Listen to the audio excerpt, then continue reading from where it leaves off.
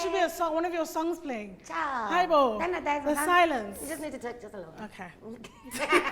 Ludwig, how are you doing? I'm good. How are you? I am amazing. I'm so muted, girl. Oh, thank you, girl. You too. Do you know, like, why we chose this venue for you? I can imagine why I think you would choose theatre for me. I'm not sure about this actual gallery, but I'm a theatre kid. My degree is in theatre. I grew up doing all sorts of dancing, theatre, whatever. So I feel like this for me is home. I haven't actually been behind the scenes in a theatre since varsity. Yeah. So I think if someone did their research, it's because of that. Otherwise, I don't know. I mean, I'm a performer since birth, and maybe that's why. Well, we decided to bring you here. This is the Lindelani Buthelezi gallery, which is at Market Theatre. It's like an iconic situation. So as a virtual icon that is happening, you know, we decided, I mean, it makes sense. So exactly. Gallery. And also, Market Theatre, I know, obviously there's been a lot of struggle plays that came here, satirical plays. I feel like it's on theme for the work that I do. So yeah. Oh, oui. so today we made you the berry jam sour. It's berry jam sour. It's lit. It's amazing. It is lit. And we decided on this drink because it's very diverse. It's sweet and spicy and makes anyone's day. So yes, and I feel like that's me. That's absolutely. You guys did your research. So we're gonna play the Madness Method game, and basically you pick a card because there's no script, right? So you pick a card, and whatever you think of, if it gives you, if it reminds you of a story or memory, we go there. Okay. You good? Let's go. That's pressure, but okay. All right. The card. Choose a card. There's a collaboration happening. Child, now. look. Okay, fake. This is a very funny first card to get.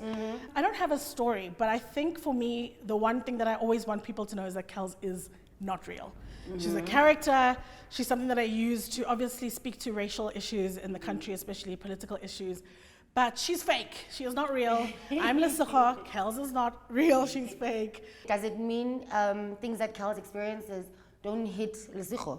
No, they do. And to a certain extent, part of my childhood experiences in the white schools that I went to, the white areas I lived in, if you can call it that, are very much part of what informed my work. People that I met. I just mean because people approach me and think, I am, how's it guys, all the time. And I'm like, no, when I put on the blonde wig, that's when she's Kells. And people call me Kells. I'm like, guys, it's Lesego, I promise. It's a different person, different views, different opinions, but similar experiences, similar upbringing. Yeah, but just not a real person.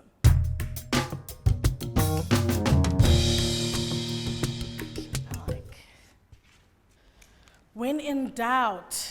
Okay, so I'm always in doubt, especially just before I post a video. I'm always like, I don't know if this is going to hit the way I want it to hit. I don't know if people are going to like it the way I want them to like it, or take from it what I need them to take. Because there was a point to me where Kells was becoming a bit gimmicky. Especially when you work with brands, it's very difficult to fully use Kells the way I want to use her because there's all these, please don't be too racial, too hectic, too. Yeah.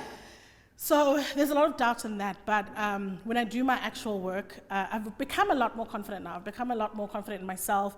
I feel like I belong here. I feel like I'm on the cusp of my career, and I feel like this is the time. I've made it, or I'm making it, and I belong. So there was a lot of time before that where I was like, things would happen to me, even hosting the SAFTAs this year. I was very much like, why me? You guys, there's so many people in the country, like, how did I get this? What? So there are lots of moments like that, but I think I'm learning more and more and in my 30s, I think it's helping, being surrounded by the people I'm surrounded by, it's helping a lot to just be like, why not me? Leave the doubt, leave the second guessing. Everything that's happening is not because you're lucky, just in general. Obviously there's a big element of that, but I've worked hard to be here. Like I said, I studied theatre. A lot of times I get a gig and people will be like, what about the theatre kids? What about the, things are just happening for people. I'm like, well, I studied a lot of years. I did musical theatre, TV writing. I worked behind the scenes for many years. So at least the doubt is going a bit now. But yeah, there's still moments where I'm like, is this for me? Am I the right person that you're looking for? Oh, actually, there's one thing I wanted to ask you about. Well, there's a lot. There was this tweet about this designer who was being dragged on social media so much, but they were being dragged to so many different things. And what they did to you was different. You know, I went to a dress fitting for a show that I was doing, and we were told we're going to get these dresses for this gala scene, and it's going to be amazing, you'll be happy. And I went there, and I saw that the dresses were not accommodating of my size. I was very aware as soon as I walked in. But obviously we work with costume designers, and I thought, you know, the communication was there that like, okay, we've got one girl who is a plus size, so accommodate. And so obviously fitting the dresses, none of them were fitting because they're sample size, and that's okay. But during this point, you know, the designer then comes and says, oh, you know, you're such a fatty boom boom, and you know, we don't have your size, and pulling things, and like, getting frustrated. And I was like, well, you could have, maybe if the communication was clearer, I don't know which party, but we don't have that size. It's okay. I don't think all designers need to cater for all the sizes, especially if it's not a custom-made dress. But I think the experience could have just been a lot better if it was just explained before that we don't have your size and that's it. Instead of, you know, the fat calling and, oh, so fatty boom boom, and, oh, you need to, you know, my character also was somebody who was known to wear a lot of color. And that was explained, and he was like, no, she must wear black because black is slimming. And I was like, well, all of this is happening in front of me, and this is really chaotic. Why am I here? So yeah, I left, and I don't usually, I mean, every time I post a video, people come for my weight. That's the first thing. It's easy, low-hanging fruit. And I don't have an issue with what I look like. I celebrate myself, I love myself. But sometimes when it comes from a place where you didn't expect it, when you expected to have a fabulous experience, because before that I was a fan. I was very excited to go to this shop because I was like, oh, this guy dresses our stars. So, you know, I'm there now. And I think having that disappointment was just really, really hectic because I didn't expect it. And it was a really big blow. And it was public, you know, some of the cast was there, some of the crew was there. So a lot of things were just in place for it to be an extremely humiliating experience, an extremely low experience. And then afterwards to not have the person just say, you know what, I f***ed up, I'm sorry. And just deny it and then gaslight me, and then, you know, it was just coming from all angles. But at least, you know, my experience wasn't solo, because I did have women reach out and say similar things or other stories that were even more hectic. So for me, it was just, okay, I feel validated at least, because the gaslighting that's coming from this person, the non-apology, you know, it could have really been sorted in one day had he just been like, I really am sorry.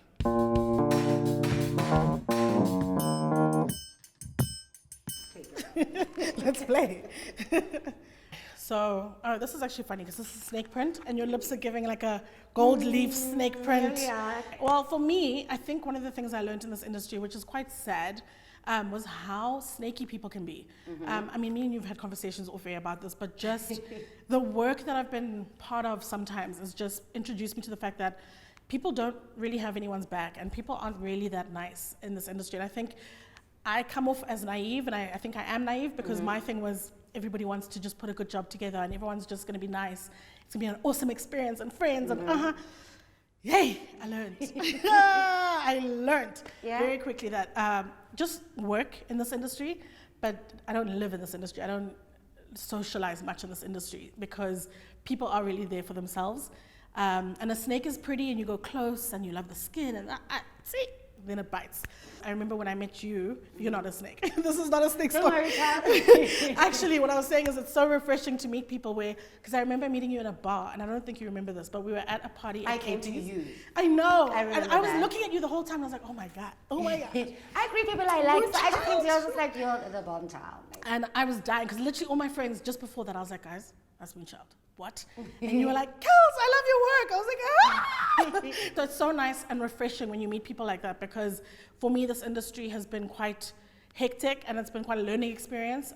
You have so many people every day telling you, you're not funny, you're not good, you're not this. Every day, I've got people telling me, this video is not funny. I'm like, okay, but then it's not for you, babe. First of all, thanks for the views. But second of all, it's not for you. It's okay. You can just pass on. You don't have to comment every time and try and break somebody down. And so I think that's also another thing, is like we're fighting so many other factors and external things. Why come into the industry and then still be like this? And I don't know if people told people in this industry that they gold, that is on our lips, but they really start getting a different idea of like themselves and then treating people badly. And I just don't think that's like a cool thing, bruh. Like I don't even know how else to say it. It just sucks. I just really, it's such a breath of fresh air when someone just understands that there's space for everybody. There's no need for competition. There's no need for snacksness. Everybody's a human, from the person helping on set, picking up rubbish, to the person who's in front of the camera. Do you know what I mean? This whole production is put together. If they would swing the cameras and see how many people are here, it's not just about the person in the front. And I wish more people would kind of take that on and understand that you're just one element and probably one of the smaller elements, because things get put together before you get there and they're here after you leave. On Twitter, I remember I went and defended you as well. I hadn't met you at the time, but I respected your work and I loved it. And so it was Nsiki Mazwai, because I know she bullies on social media. Hey, hey. I mean, it's okay.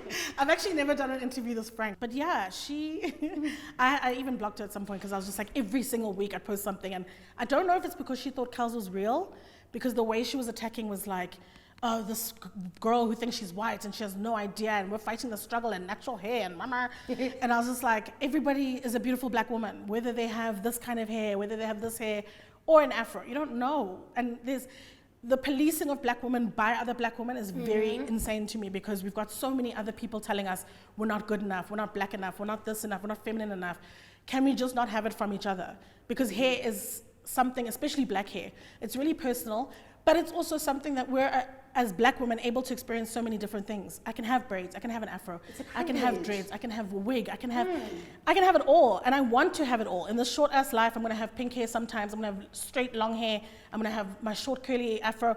It's not your problem or your business, and it doesn't make me who I am. It's a part of my, my aesthetic, it's a part of my experimentation as a black woman, it's a part of my expression, but it doesn't make me less because you choose to have an afro, which, by the way, she's worn blonde wigs before, but we all know. That's why I was just like, man, if you don't get it, great, because now it seems when you're being political about everything, you don't even get to see the art. Yeah, and we're fighting so many things. We're fighting racism, we're fighting misogyny, we're fighting homophobia, transphobia. Do you really want to be misogynist as a woman? Because people don't see it as that. It's all Pan-Africanism. Pan-Africanism means letting people be who they are and letting people celebrate how they want to celebrate and express and be who they want to be. It doesn't have to look like one thing, and if it's not that thing, then them. You know what I mean? So, but and it's women. It's women. So and it's always, for me, if you have a tweet where white people are all agreeing, or black men are all agreeing, and black women are the ones who are like, surely you should look at it and say something's wrong with this tweet. Like, because you can't have a celebration of blackness that negates a lot of black women.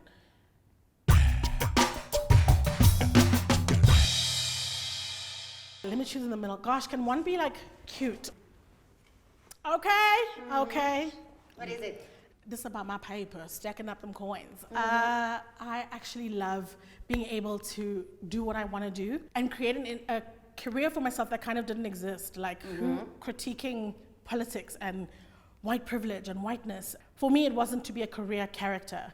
That's a part of Lesego, that's a part of my expression, and it was more a way to vent my frustrations than it was to like build a career around it. So I'm so grateful now that I get to take off the mask, take off the wig, and people care about Lesego and what I have to say and what I want to do and want to work with that. So most of what people deem as hobbies, because even when I was in varsity, my parents were like, become all Yeah, day. you can do the hobbies fine. Acting on the side. But at some point, we all got together and it was like, look, this is something you've been talking about since birth. Clearly, it's what you want to do. You know, if you're a lawyer, the road is pretty clear. I mean, obviously unemployment is big in South Africa, but you qualify, you get a job, that's it. Just because you qualify as an actress doesn't necessarily mean you get to be an actress or a presenter. So it's so nice to be able to do what I want to do and make money from it and have a sustainable career so far. Mostly also not even having to sort of compromise myself. Me, I came into the industry being very vocal about issues that matter to me, issues that matter to people in South Africa, whether it's racism, whether it's whatever, and I'm very vocal, and it hasn't blocked my bag so far. And this, you know, there are officers I don't know. But you know, if it's blocked, it's not for me. Yeah. But I can't compromise who I am. I can't compromise speaking about things that are important, because the position I'm in as well means more people will hear, means I have a greater voice. Have you ever taken a job that made you regret for money? Oh, please, Sissy. Oh, please. Yes. I'm obviously not going to cut the hand that feeds me now. Of course but not. For sure. Like, there's no way in this industry that you just always going to be happy with what you do. I think even for me, especially the things that I've done, sometimes brand collaboration-wise, in the beginning of my career with Kells, if we're going to work together, she must still be able to speak about race. She must still be able to speak about politics, how I do it, because otherwise you're just using me as a normal influencer, which I'm not, you know, and then it kills the essence of who I am. Yeah. But I mean, many times. So how do you feel as someone who's very vocal, and we know that a lot of the times there'll be like sexual harassment on production and stuff like that, and I know that you did have an experience having to fight for yourself and knowing that the people in power are not assisting you, in fact they're protecting this perpetrator. Because I think that comes to these two cards. It goes back to the fake snake. It goes to the fake snake one. Because for me, I think I was very shocked at the fact that there's such a big Me Too movement. There's such big movements that are happening globally, and it doesn't affect us here, or we don't care about it here. I really thought that being in a global experience like that and having those things be so public and people are speaking out now and things are happening, that people wouldn't be protected anymore.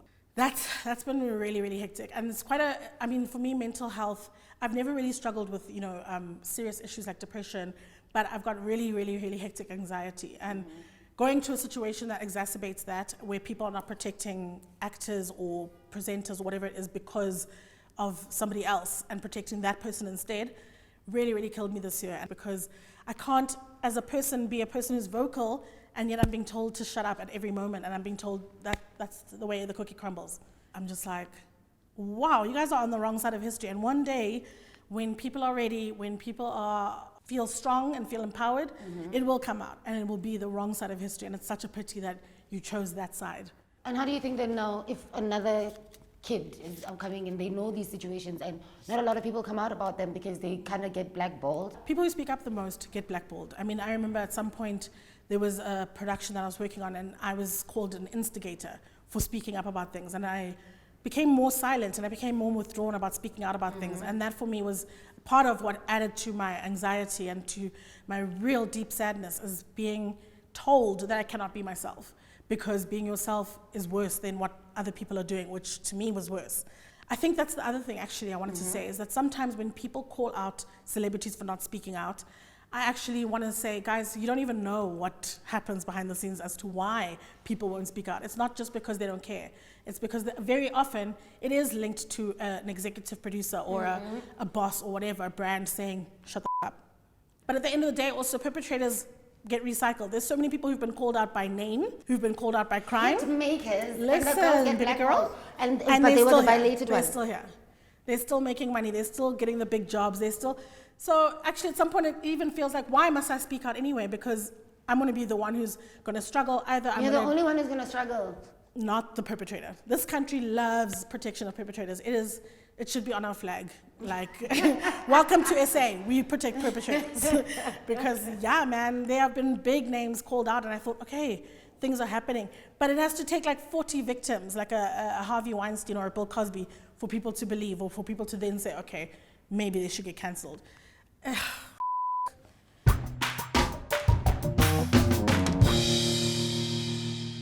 This is too good. You're awesome, Kelz. Kelz, you're awesome. You see, Kells, but it's fine. Ooh, I don't even know what this is. I'm gonna treat it like a passport, because I think it is. Ours are green and ugly, so I didn't know. But that looks like a European passport to me. Travel is my life. I think by virtue of even my star sign, I'm a Sagittarius. We have the arrow, we are travelers, we are wanderers.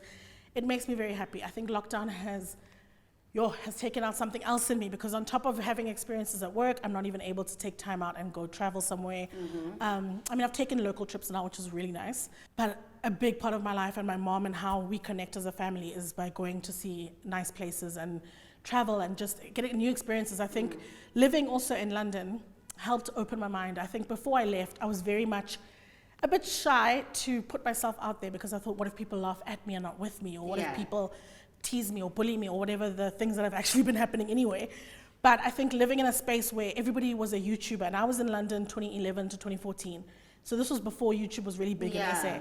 But on weekends, people are out there shooting content. They're out there putting their stuff out there, and they're not shy. They're not embarrassed. They don't care about abantu bazothini. They don't have that syndrome there. And hustle spirit, and just, we're going to make it. We're going to be something.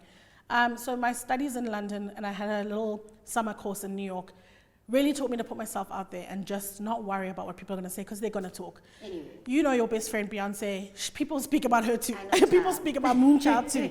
No matter how great you're doing, there's always that faction that, because people were born to hate, people are born to tear people down, they're not doing much, they got time, they got nothing but time, sweetie, because so I just feel like, for me, those experiences overseas taught me that you don't have to have everybody like you, because they're not. Nobody has everybody like them. My favorite comedians, my favorite celebrities, they have haters. They have people who want to just tear them down and say, you're not funny. So those experiences overseas taught me that, like, first of all, the world is much bigger than huge Twitter or South Africa or people's opinions. It's huge. And so why am I going to let the opinions of this affect where I want to go? So, before we play another one, I feel like we need the top up. Refill. Yeah. Khata, can we please have a drink? Why did you laugh? What? Khata. I'm excited to say it's Khata for the day. That's good. Any memories, anything? Nothing. XYZ. Oh, offline conversations online. Wow. I hate you with all my heart. Cancel what I said about Moonchild. She's negative. China was no. Thank you, Especially because you're not on Twitter a lot now. So I'm not on Twitter. I hate everyone. Okay, so let's play another one. I guess it's royalty today, huh? Babes. Let's play China. I wonder what is coming next. I'm ready because, like, oh my God, your stories, your experiences. Let's get a child. Just keep taking from the middle. Talk to me, Kells. Glass of water or vodka, depends on your vantage point. Could be a spirit. I'm actually a very, very, very big optimist. I think that's one of the things that's helped me sustain a career where people have nothing but negative things to say. Sometimes, for me, it's always, that's okay. Like, the sun will shine. I think I've always been told, or people get so surprised, like, why are you so positive? And I'm just like, because life is awesome.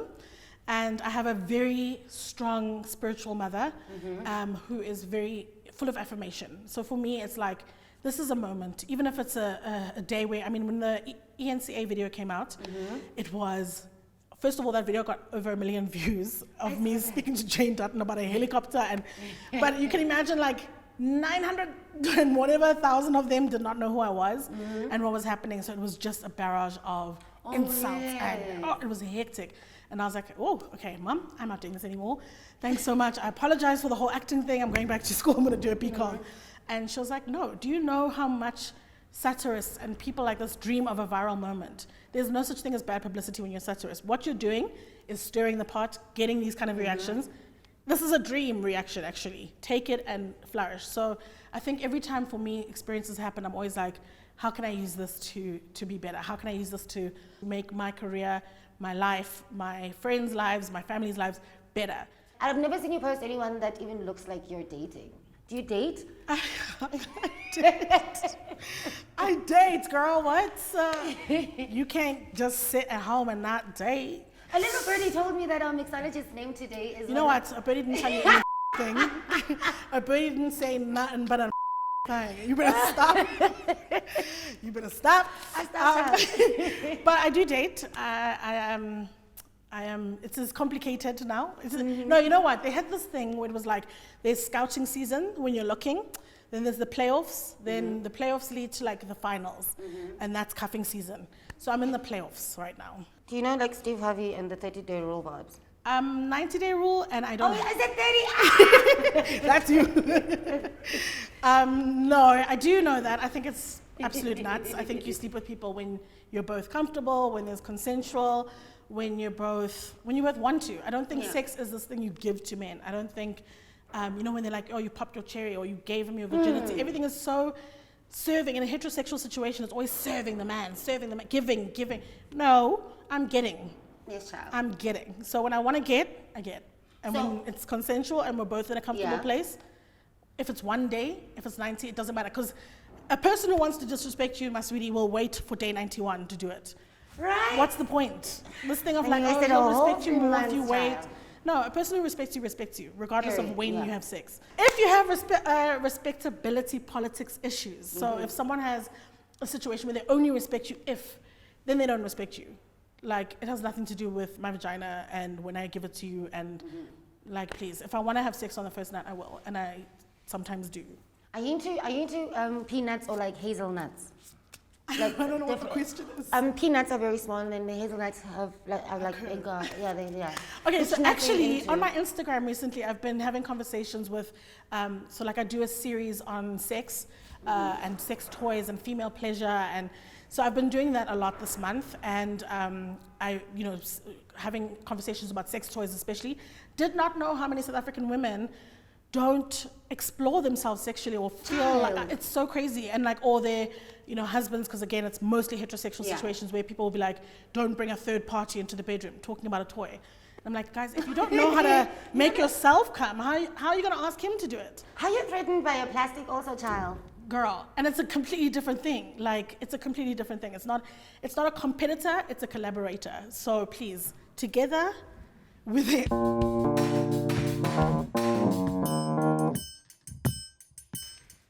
What's up?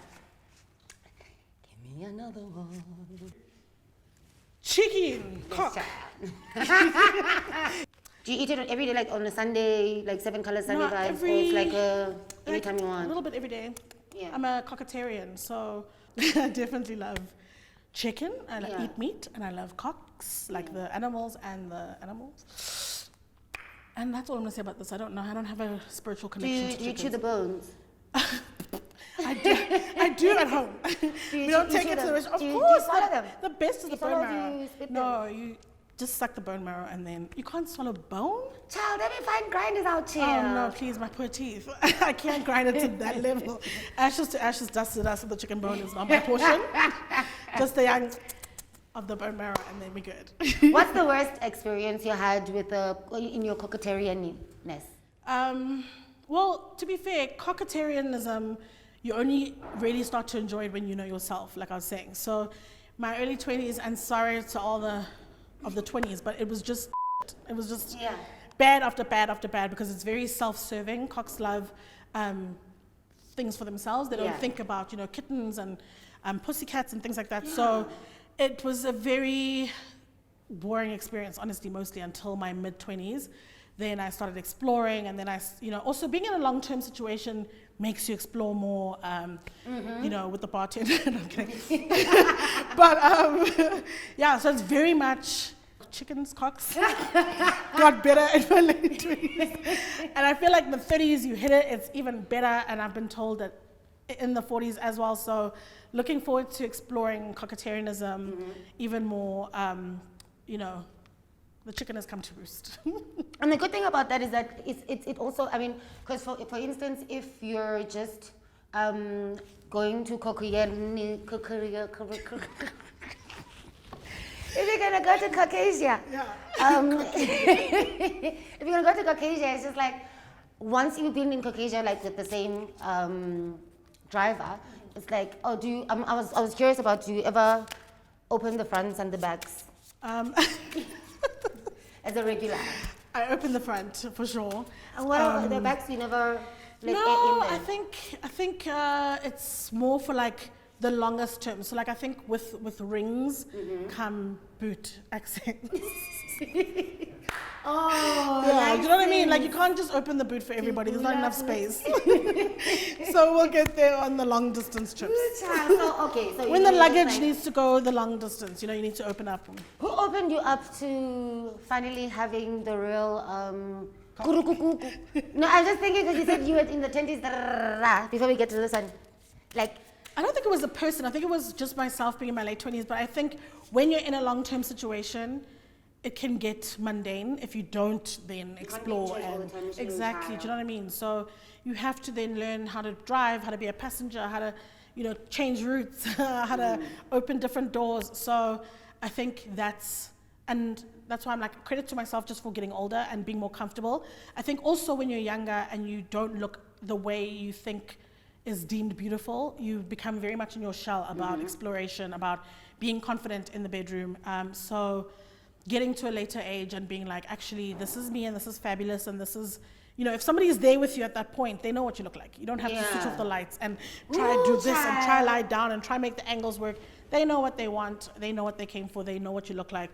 enjoy. And the more you enjoy, the more they enjoy. And so, yeah, I think it wasn't like a person, it was just getting to that phase in my life where I was just getting older and just less self-conscious, less in my head. I think also women are taught so much about purity and how that's linked again to respect and things like that. So you don't want to be too much of a freak because then you're a slut or then you're a this or then, and I just got to a stage where I was like, first of all, slut shaming is such a misogynistic concept that is basically tied to controlling women.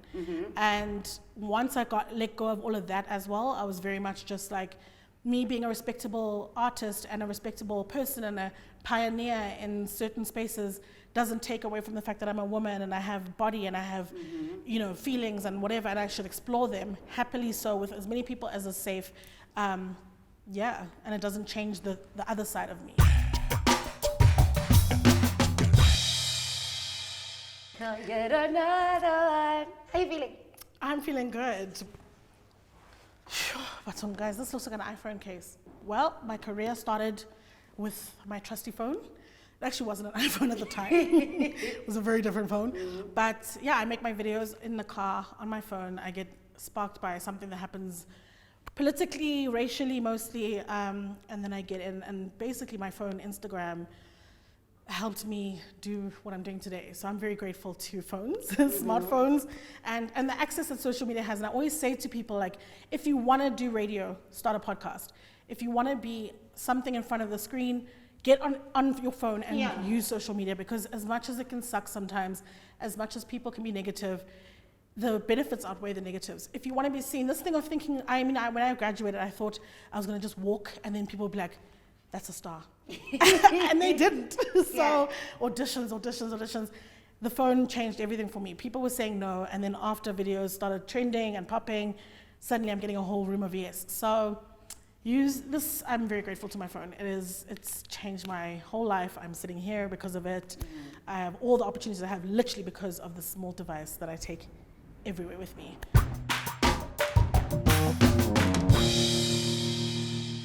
Let's go, another one. I can promise you it's probably going to lead you back to what we were talking about. I actually can't promise. What is it? I actually used to struggle myself with apologies, and I feel like part of the human experience of getting older is just sometimes you have to humble yourself and just say sorry. You know, like I even spoke the other day, I tweeted something like, the thing of saying, I'm sorry for how you feel, or I'm sorry you feel that way, it's such a passive-aggressive non-apology. And I'm just getting to a point where I think, more than anything, because I don't believe in cancel culture, I don't believe people get cancelled anyway. Yeah. Because, so a sincere apology, a sincere look at how I can be better, a sincere look at, okay, how can I now use my position and my mistake to then be better? Because I've had moments, even in my life, where Kelz has helped me with my own classism, with my own privilege, with my own, because as much as I want to be a champion for all these issues, I come from a certain place, I come from a certain vantage point, I have certain experiences, so I don't know it all. I don't always have the right answers or the right thing to say. Sometimes I'll make a mistake, or sometimes my privilege will show up, and it's all about saying, okay, I'm sorry about that, and now how can I use what I learned there, or spotting my own privilege, because that's what I do a lot with Kells as well, is like make fun of myself. People think it's just about white people. It's actually very much about just people who are out of touch with issues and privilege.